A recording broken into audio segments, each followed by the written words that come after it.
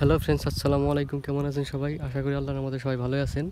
তো আমার MBA group প্রজেক্টে আপনাদের দেখিয়েছিলাম যে নতুন মরিচের একটা প্রজেক্ট করতেছি। তো এই যে দেখতে পাচ্ছেন, এই প্রজেক্টটা হলো আমার নতুন এমবিএ গ্রুপ মরিচের প্রজেক্ট।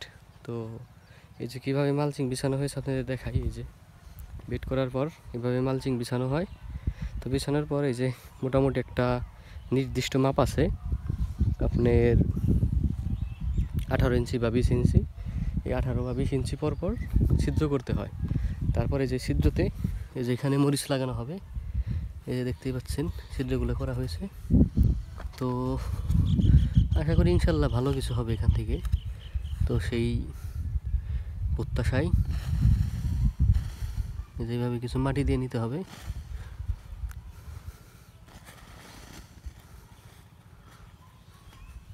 তো দেখতেই পাচ্ছেন এটা হলো আমার এমবিএ গ্রোর নতুন মরিচের প্রজেক্ট। তো এই যে দেখতেই পাচ্ছেন এগুলো মালচিং করা হয়ে গেছে, মালচিং ছিদ্র করা হয়ে গেছে। আপনাদের দেখাবো কীভাবে মালচিং ছিদ্র করে বা কীভাবে মালচিং বিছানো হয়। দেখতেই পাচ্ছেন আমি এই যে এখন আছি, কিছু মালচিং ছিদ্র করা লাগবে। তো সেগুলো এখন ছিদ্র করতেছি। এই যে এখানে প্রায় 10 ডিসমিল, আমাদের এখানে ডিসমিল বলে, মানে 10 একর আর কি, 10 ডিসমিল জায়গা। তো এখানে আর কি মরিচ লাগাবো, চারা চূড়া সব রেডি হয়ে গেছে। তো এই যে দেখাবো আপনাদের কীভাবে। এই যে এটা দেখতে পাচ্ছেন, এই যেটা হলো মালচিং ছিদ্রের যন্ত্র। এই যে এটা হলো মালচিং ছিদ্রের যন্ত্র। এই যে আপনাদের দেখাই কীভাবে মালচিং ছিদ্র করতে হয়।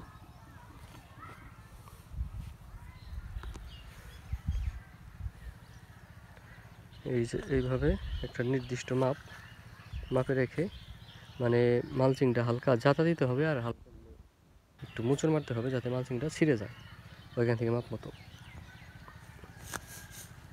ওই দেখেন, ওই যে হয়ে গেছে, দেখছেন? তো এখন এই যে আরেকটা দেখাই। এই যে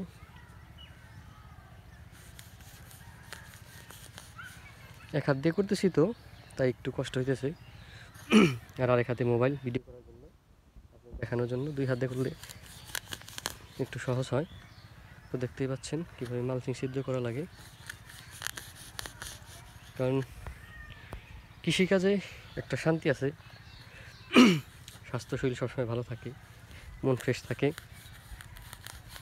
আমার দেখতেই তো পারেন যে আমার সব কৃষি প্রজেক্টে হলো সবজি ক্ষেত, মানে সবজি ক্ষেতটা আমার খুব ভালো লাগে। আমি সবজি প্রজেক্ট করি, টাটকা সবজি, নিজের ক্ষেতের সবজি খাই, ভালো লাগে। আশেপাশে অনেকে পাড়া প্রতিবেশীকে দেই। তো যাই হোক, আমি সবসময় একটা কথা আপনাদের বলি, সবাই কৃষিকাজ ভালোবাসবেন। আমি মনে করি এই দেশে সবচাইতে প্রাধান্য ব্যক্তি যদি পায় সেটা কৃষক। কারণ কৃষকের কষ্টের ছোঁয়ায়, হাতের ভালোবাসায় তৈরি হয় এত সুন্দর সুন্দর জিনিস, আর সেটাই সব মানুষ কিনে খেতে পারে। তো কৃষককে কখনো ছোট করে আমরা যেন না দেখি, কৃষককে পর্যাপ্ত পরিমাণ সম্মান দিই। তো আপনাদের দেখানো হচ্ছে। যাই হোক, আমার মালচিংটা করতে একটু কষ্ট হচ্ছে এক হাত দিয়ে। তো এখন হলো আপনারা সবাই ভালো থাকবেন, আমার জন্য দোয়া করবেন, আর আমার চ্যানেলটা সাবস্ক্রাইব করে রাখবেন নতুন নতুন কৃষি ভিডিও পেতে চাইলে। ভালো থাকবেন। আসসালামু আলাইকুম।